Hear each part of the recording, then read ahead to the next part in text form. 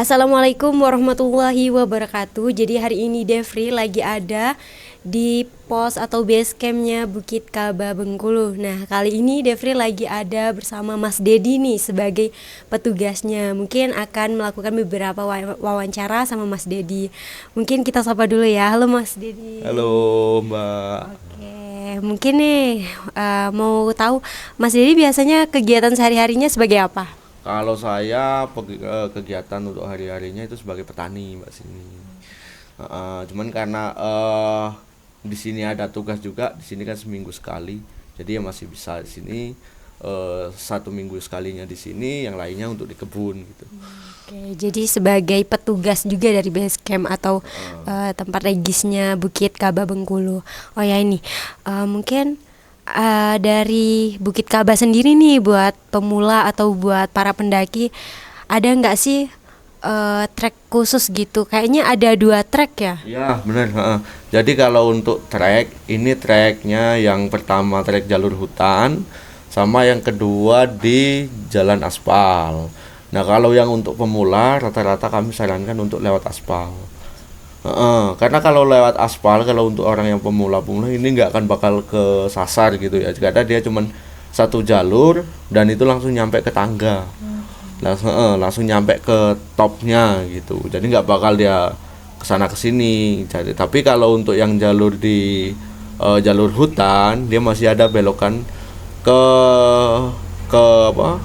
Ke perladangan sama ke air panas gitu. Kalau untuk pemula atau yang baru perdana ke sini tuh lebih baik lewat jalur ini aspal ya. Aspal. Oke.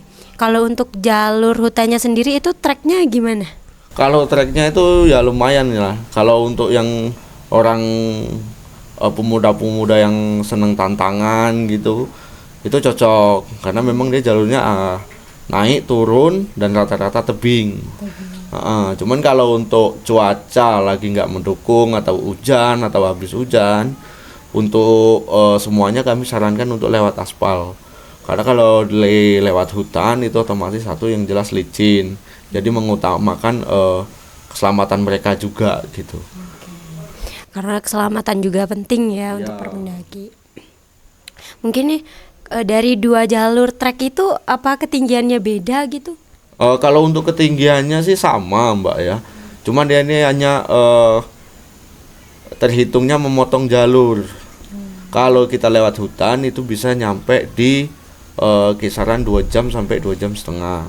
Tapi kalau kita lewat aspal itu bisa sampai 3 jam gitu.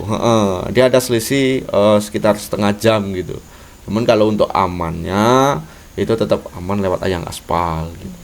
Kalau dari ketinggiannya tersendiri itu berapa? Kalau ketinggian yang saat ini diketahui oleh kami itu di 1953 mdpl. Cuman itu juga yang tahun kemarin itu berubah, itu ada di 1958, terus ada juga yang 1959 gitu Mbak. Karena dia dari ketinggian lautnya juga berbeda, jadi hitungannya berbeda gitu Pak. Jadi dihitung dari MDPL-nya ya. Oke. Nah, kalau yang dari jalur aspal sendiri itu ada kendaraan khusus ke sana atau kitanya boleh bawa kendaraan pribadi gitu? Kalau untuk kendaraan pribadi tidak kami sarankan Mbak ya, karena kami mewajibkan, apalagi yang untuk menginap.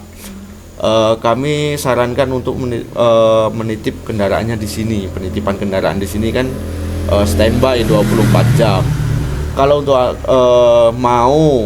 mau cepat bisa itu ojek gitu ya, jasa transportasinya kami ada. Jadi kalau ada yang membutuhkan kami siap. Itu aja sih. Oke. Untuk dari 2 jalur ini dia view-nya beda atau sama atau keduanya bisa saling tukeran gitu? Misalnya ada yang lewat hutan nanti dia kemana, aspal dia kemana gitu? Kalau untuk jalur Mbak, kalau yang untuk aspal itu langsung ke top. Nah kalau yang untuk di jalur hutan itu mereka bisa langsung ke Gunung Gajah, atau Bukit Gajah, Bukit Pasir. Nah nanti setelah situ mereka itu bisa langsung ke kawah mati langsung nyambung lagi bisa ke kawah hidup. Cuman nanti mereka harus balik lagi karena posisinya dari kawah hidup mau ke top itu nggak bisa, jadi harus putar lagi gitu, harus kembali lagi. Kayaknya dari beberapa jalur itu ada beberapa kawah ya. Kira-kira ada berapa semua kawahnya? Kalau untuk kawah itu yang sekarang itu ada 2, Mbak. Yang 2, yang satu kawah mati, yang satu kawah hidup. Dimana yang ya kalau yang di Bukit Pasir itu hanya dia cuman perbukitan pasir gitu aja gitu. Kalau untuk kawahnya boleh nggak sih para pendaki itu ikut turun foto di deket lebih dari kawah itu, atau hanya boleh di atasnya doang? Boleh ke bawah boleh, cuman itu tadi kalau orang yang mau ke bawah kami saranin jangan terlalu dekat. Apalagi yang untuk di kawah hidup, itu kadang-kadang apalagi kalau habis hujan dia tergenang air, yang kami takutkan mereka itu ambles gitu. Takutnya gitu. Cuman kalau rata-rata orang ke situ foto ya tidak dipermasalahkan oleh kami. Yang penting mereka bisa menjaga.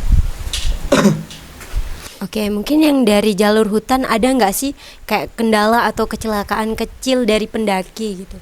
Kalau untuk kecelakaan kecil itu biasanya terkilir, terus mereka itu kadang biasanya jatuh. Ya biasalah kalau itu karena memang jalurnya yang licin, apalagi kalau sesudah hujan gitu, Mbak. Karena cuaca di sini itu nggak bisa diprediksi dan nggak tentu gitu, Mbak. Kadang panas, tahu-tahu hujan, tahu-tahu kabut gitu. Mungkin dari trek tadi boleh tahu nggak sih apa sih tugas dan tanggung jawab dari Mas Dedi sendiri? Kalau tugas kami itu mengarahkan, jadi misalnya 2 jalur itu tadi kan, yang nengok lihat cuaca. Kalau misalnya ya cuaca bagus, terserah mereka mau milih jalur yang mana kan. Cuman kalau cuacanya buruk kami menyarankan bagusnya bagaimana. Nah kalau untuk tugas kami ini itu satu, yang kedua ini kami tidak selalu memantau, tapi kami menunggu informasi dari mereka gitu. Jadi misalnya ada kejadian apa, ada sesuatu yang terjadi, disarankan pada mereka itu untuk cepat-cepat menghubungi kami gitu. Jadi biar kami juga bisa cepat bertindak gitu aja. Untuk menghubunginya tersendiri gimana kalau misalnya ada kayak kendala atau kecelakaan di jalur trek gitu? Kami sarankan kalau mereka itu di tiket registrasi itu selalu ada nomor yang bisa dihubungi gitu ya. Ada nomor kami. Jadi kalau memang ada sesuatu yang ini, pokoknya cepat menghubungi kami. Kalau enggak, kami juga di sini ada HT. Itu juga kami sering kasih ke pendaki yang mau mendaki gitu, yang mereka bawa HT juga gitu. Jadi maksudnya informasi itu biar lebih cepat gitu. Oke, jadi berarti buat pendaki yang misalnya ada kendala di hutan atau di jalur trek itu bisa langsung menghubungi nomor yang ada di tiket yang mereka beli gitu ya? Iya, benar.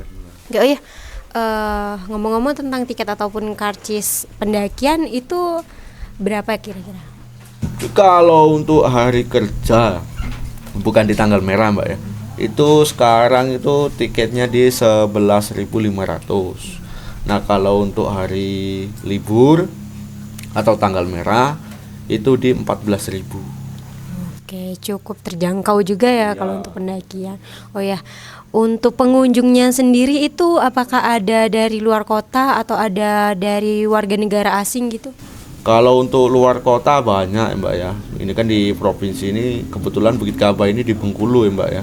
Nah kalau untuk yang di luar provinsi itu yang banyak ini biasanya dari Linggau, Palembang, Jambi, Sorolangun, itu banyak gitu. Lampung juga ada kadang-kadang. Kira-kira ada nggak sih pantangan atau barang-barang yang nggak boleh dibawa sama pendaki saat mendaki di Bukit Kaba? Kalau yang nggak boleh dibawa ke Bukit Kaba itu seperti narkoba, sajam, miras, itu yang memang kami larang kerasnya. Terus satu lagi di tisu basah. gitu. Berarti itu nanti ada pengecekan gitu ya? Ya, kami kan selalu kalau setiap pengunjung yang datang, mereka sudah regis, kita lakukan briefing gitu kan. Briefing maksudnya checklist barangnya. Jadi kita tahu apa yang mereka bawa dan mereka harus bertanggung jawab dengan apa yang mereka bawa gitu. Jadi kalau misalnya kami menemukan hal-hal yang kami larang, terpaksa kami sita. Itu juga tujuannya untuk mengecek itu supaya tahu. Jadi taunya gini, mereka bawanya apa aja dan kira-kira logistik yang mereka bawa itu cukup atau enggak untuk mereka gitu. Siapa tahu kan masih ada yang kurang atau yang lupa gitu. Oke, kalau untuk pendakian sendiri ada nggak sih alat-alat mendaki atau perlengkapan mendaki apa saja yang diwajibkan oleh pendaki untuk dibawa? Kalau yang untuk diwajibkan, kalau ini yang pasti itu yang wajib itu sepatu, terus jaket, terutama sepatu sama jaket, terus celana yang panjang lah intinya ya, nggak perlu tebal, yang penting panjang itu.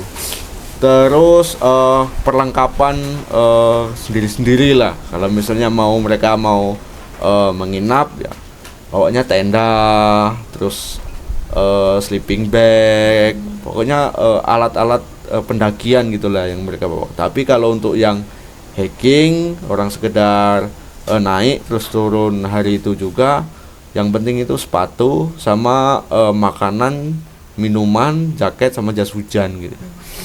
Tahu apa sih pendapat Mas Dedi tentang pendaki atau pemula nih yang mau datang atau naik ke Gunung Kaba dengan modal egois, atau mereka tuh nggak tahu materi, nggak tahu perlengkapan, nggak bawa perlengkapan, modal egois atau pengen naik aja gitu. Nah itu kan menimbulkan banyak akibat atau penyebab buruk ya dalam pendakian. Kira-kira gimana nih menurut Mas?